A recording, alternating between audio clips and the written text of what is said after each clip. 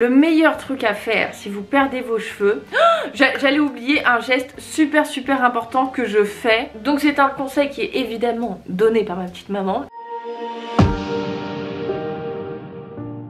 Hello beautiful people! Je vous préviens, je viens de manger, je suis énergie. Je viens d'acheter une caméra, la nouvelle version de mon G7X. J'ai acheté le Mark III au lieu du Mark II et le focus me rend dingue. Tu vois, quand t'améliores un modèle, tu fais en sorte de pas rétrograder dans certaines fonctionnalités.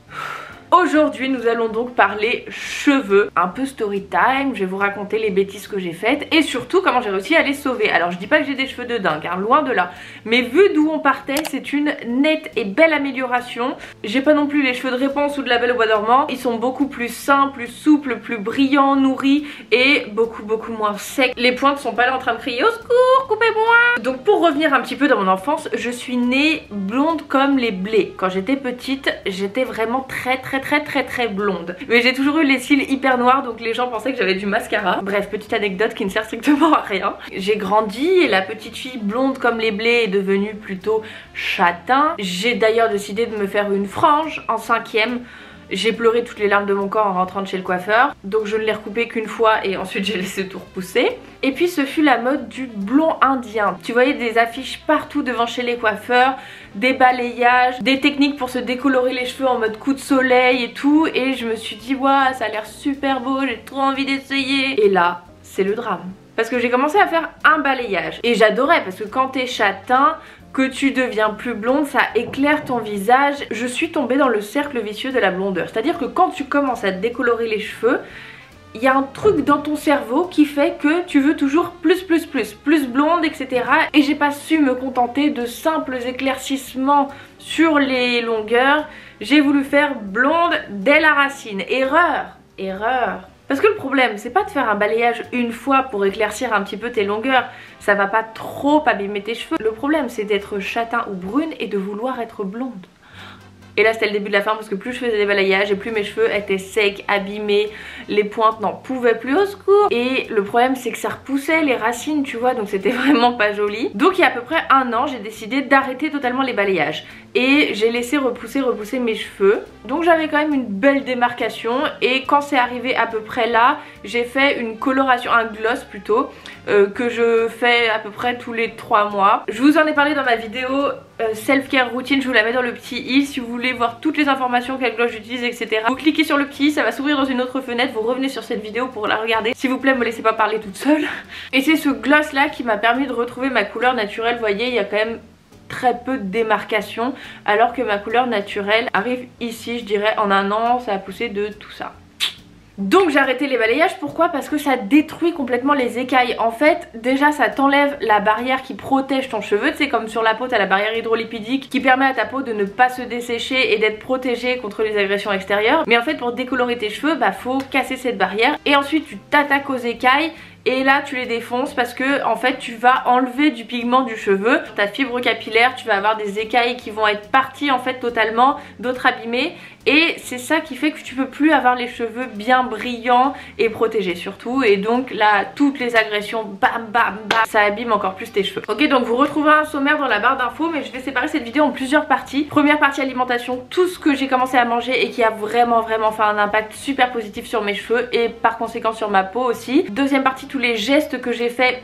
Oh la vache, j'ai failli me casser l'ongle. Ou que je n'ai plus fait. Et troisième partie, tous les produits que j'ai commencé à appliquer et ceux que j'ai bannis de ma routine capillaire. Ok, je vais commencer par l'alimentation et les compléments alimentaires parce que tout vrai changement physique commence par un réel changement à l'intérieur. Alors je vais pas vous mentir, j'ai toujours mangé très sainement grâce à ma maman, mais je mangeais essentiellement pour me nourrir et pour le plaisir bien sûr. Mais quand j'ai commencé à m'intéresser vraiment à l'alimentation, j'ai compris le pouvoir de la nutrition sur le corps, le bien-être, le dynamisme, la motivation, mais aussi l'impact positif de certains aliments sur la beauté physique, que ce soit la peau, les cheveux, etc. Et là, ça a tout changé et j'ai commencé à consommer des aliments beaucoup plus spécifiques, vraiment des aliments magiques dont je vais vous parler. Déjà, j'ai commencé à consommer beaucoup plus de lipides parce que les lipides, c'est ça qui te permet d'avoir des cheveux vraiment nourris, brillants, souples et surtout qui les protège de la déshydratation. Et les meilleurs lipides que vous pouvez manger pour avoir de beaux cheveux sont déjà, si vous n'êtes pas végétarien, le saumon,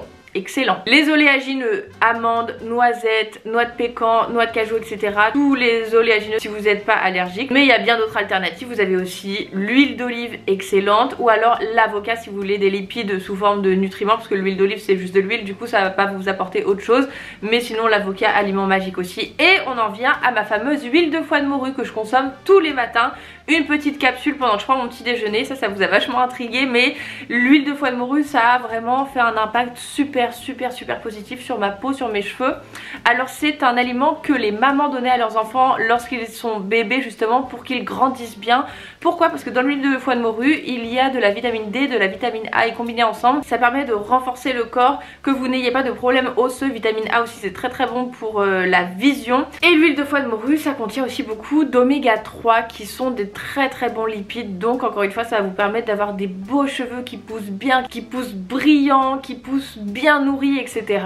Et d'ailleurs je vous montrais la dernière fois en story que j'ai tellement de baby hair. Regardez ça, on dirait que j'ai fait une tentative de frange, et alors ça j'en ai partout, hein. C'est pas que sur mon front. Et la longueur des baby hair correspond vraiment au moment où j'ai commencé à prendre de l'huile de foie de morue. C'est dingue comme ça m'a fait pousser les cheveux. Je reçois beaucoup de commentaires me demandant si l'huile de foie de morue fait grossir et les calories qu'il y a dans une capsule d'huile de foie de morue. Mes amis, une capsule qui est grosse comme mon ongle ne vous fera jamais grossir. Même un McDo ne vous fera pas grossir. En fait c'est simplement l'équation calories dépensées, calories consommées qui va faire varier votre poids. Si vous consommez plus de calories que vous allez en dépenser, vous allez grossir. Si vous consommez moins de calories que ce que vous en dépensez, vous allez maigrir.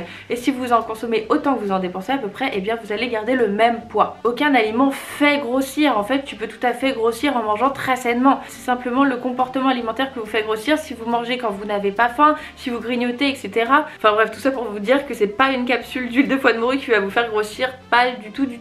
N'ayez pas peur de ça, ça peut vous faire que du bien. C'est des bons lipides, ça fait partie des macronutriments essentiels dont vous avez besoin tous les jours: glucides, protéines, lipides. Et d'ailleurs on va passer au deuxième point alimentation trop important pour les cheveux, justement les protéines.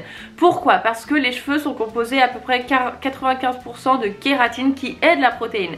Et en fait c'est super important de consommer de la protéine pour que nos cheveux soient solide, qui ne se casse pas. Et alors, quand on dit protéines, on pense souvent à la viande, au poulet, etc. Mais en fait, t'as tellement de sources de protéines. Et effectivement, tu as la viande, mais tu as aussi les œufs. Et si tu es végétalien, tu as les lentilles qui en contiennent énormément. T'as évidemment le tofu, mais t'as aussi le beurre ou la purée de cacahuètes ou d'amandes. Ensuite, t'as aussi le quinoa. Et puis t'as toutes les poudres que tu peux ajouter à tes smoothies ou saupoudrer sur tes plats. Par exemple, la protéine de pois, c'est excellent.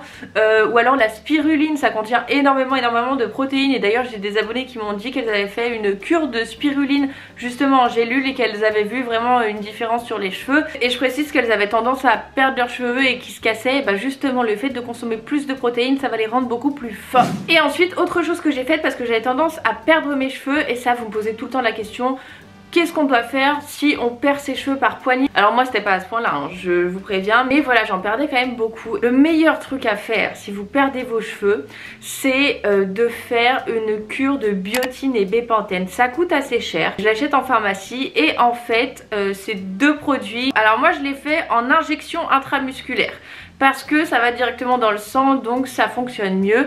Mais si vous avez peur des piqûres, ce que je comprends tout à fait, ça existe également en gélule. Je connais des personnes qui ont fait les deux et qui m'ont avoué qu'effectivement directement injecté en intramusculaire ça fonctionnait mieux.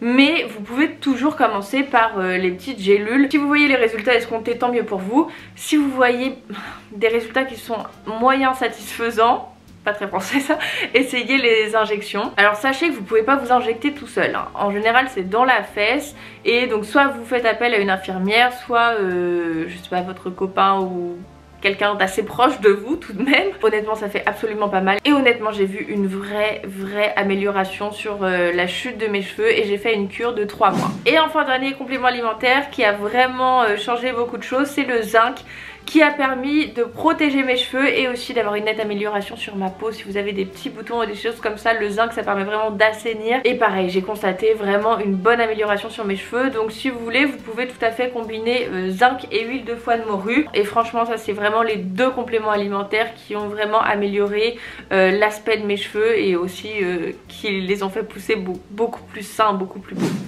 Deuxième partie de cette vidéo, les gestes que j'ai faits et qui ont sauvé mes cheveux. Première chose, les laisser c'est grave dur à dire. Les laisser sécher à l'air libre. Je ne connais plus le sèche-cheveux. Je passe devant, je dis t'es qui? Ça va vraiment soulager vos cheveux terriblement de les laisser sécher. Vas-y, j'arrête de dire ça. En fait, je faisais plein de gestes qui les détruisaient, surtout à la sortie de la douche, et notamment les frictionner dans une serviette comme ça, parce que d'autant plus quand tu as les cheveux décolorés qui sont hyper fragilisés, eh bien ça va encore plus abîmer tes écailles si tu frottes comme ça, t'imagines. Donc en fait, il suffit simplement de venir, tu mets ta serviette sur la tête et tu, comment dire, t'essaies d'absorber l'eau comme ça, mais surtout pas en frottant comme ça, en épongeant un peu tes cheveux. Et si tu veux aller encore plus loin, c'est plus respectueux de le faire avec un t-shirt, un vieux t-shirt que t'aimes plus, ou tu prends un des t-shirts de ton frère, de ton mec, de ton père, il s'en rendra pas compte. Tu le laisses 10 minutes en mode turban comme ça, vraiment pour que ça absorbe un maximum l'eau. Et ensuite tu enlèves et tu laisses sécher à l'air libre. Et seulement quand c'est sec à 70-80%, tu les brosses en commençant par le bas. Parce que si tu commences par le haut, ça aussi c'est un truc que je faisais, je brossais comme ça et en fait j'amenais mon nœud de plus en plus bas, sauf qu'au bout d'un moment, le nœud est tellement fort que ça casse tes cheveux. Donc faut vraiment y aller, hop, tu commences par le bas, toc toc toc, toc toc toc, bam bam bam, tu remontes et ensuite tu arrives vers la tête. Et donc c'est beaucoup plus respectueux pour tes cheveux. Je sais que si vous avez les cheveux bouclés, vous allez me dire mais t'es sérieuse? Comment on fait pour ne pas les coiffer et quand ils sont mouillés, comment on fait surtout si je les laisse sécher à l'air libre? Je ressemble au roi lion. Alors je comprends et j'ai pas du tout cette nature de cheveux, donc je peux pas vous en parler malheureusement. Mais je sais quand on a les cheveux bouclés ou frisés, c'est vraiment différent. Là pour le séchage, le brossage, etc., je parle évidemment pour les cheveux qui sont de nature plutôt raide ou ondulée, tu vois. Il n'empêche que même si tu as les cheveux bouclés, tu dois commencer par le bas pour te les brosser. Et dernier point pour cette deuxième partie de la vidéo qui m'a vraiment aidé, c'est couper régulièrement les pointes. Alors ça va pas faire pousser tes cheveux plus vite, hein, de couper les pointes, tes cheveux ils poussent de là, tu vois. Mais en fait, le fait de laisser des pointes abîmées trop longtemps, bah déjà ça va casser, ça va être moche, et ensuite plus elles seront abîmées en bas, plus ça va remonter le côté abîmé, etc. Donc faut bien entretenir ces pointes et moi je les coupe environ 2 cm tous les 3 mois. Donc ils continuent à pousser parce que souvent j'entends oui mais si je coupe trop mes pointes je pourrais plus récupérer de la longueur. Je gagne environ 2 cm par mois, j'ai les cheveux qui poussent assez vite et donc si je les coupe 2 cm tous les 3 mois, bah, il restera quand même 6 cm de plus, tu vois. Je coupe que un tiers de ce qui a poussé et c'est souvent quand même abîmé parce que on n'y peut rien, c'est difficile de garder des pointes qui soient très saines et qui soient pas du tout abîmées. Oh, j'allais oublier un geste super important que je fais, c'est m'attacher les cheveux tous les soirs avant de dormir. Alors avant je les laissais détacher et souvent je dormais les cheveux mouillés, oh, Seigneur. Et en fait si tu dors sur tes cheveux détachés, et ben tu vas bouger dans la nuit et le frottement va encore plus abîmer tes cheveux. Donc moi je les attache, vous connaissez la petite technique, le petit chignon de grand-mère, comme ça je vous ferai des plans d'insert. Ça donne non seulement beaucoup de volume pour les filles qui comme moi ont les cheveux assez plats, et ça permet de faire une sorte de brushing. Regardez là j'ai pas bouclé mes cheveux en fait, c'est juste le chignon de nuit qui donne en fait comme une sorte de vague de cheveux wavy un peu bouclés, parce que je fais une torsade en fait. Donc quand tu dors avec la torsade toute la nuit, tu enlèves le matin et tu gardes cette forme assez sympa. Et j'attache surtout pas avec un élastique, et ça c'était une grave erreur que je faisais aussi avant. Pendant des années je prenais des élastiques normaux et maintenant je prends, vous savez, les petits élastiques qui sont plus respectueux des cheveux, genre quand je veux me faire une queue de cheval. Mais la nuit j'attache systématiquement avec des barrettes, et en fait comme c'est juste au dessus de ma tête le chignon, et ben je dors comme ça sur le côté ou même l'arrière de la tête et je sens pas du tout les barrettes. Et c'est super important de troquer ces élastiques qui vont venir casser, abîmer les cheveux pour des barrettes qui elles sont beaucoup plus respectueuses. Je les achète chez H&M je crois, ça coûte 2,90 € le lot de 4 barrettes. Et comme on est dans le dodo, j'ai vraiment un dernier geste qui m'a vraiment aidé, c'est d'investir dans un oreiller en soie. Et alors j'ai vu une fille la dernière fois qui avait posté un commentaire en disant qu'une astuce, si t'as pas envie d'acheter toute la tête d'oreiller en soie, tu prends, si tu as un foulard en soie et tu viens le coudre ou je sais pas le poser sur ton oreiller, mais il faut quand même l'accrocher parce que pareil si tu bouges bah, le foulard va glisser.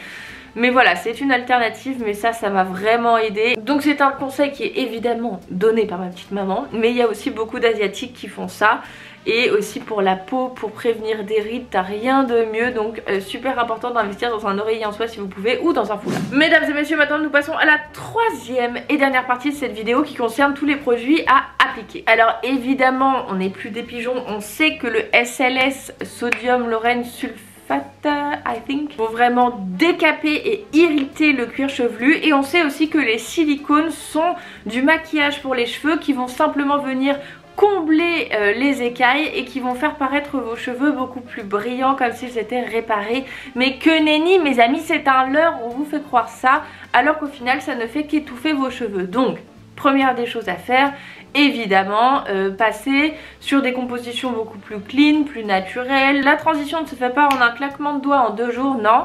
Il faut persévérer, mais au bout du compte, ça va vraiment faire un impact super positif sur vos cheveux et ils vont pousser beaucoup plus libérés, beaucoup plus sains, beaucoup moins étouffés et sur le long terme vous allez vraiment voir la différence. Pour les shampoings, j'en utilise plusieurs en ce moment, je suis pas mariée avec une marque en particulier. Beaucoup m'ont recommandé la marque Druid et il y a aussi ma copine Fanny qui utilise des shampoings solides, je lui demanderai la marque qu'elle utilise.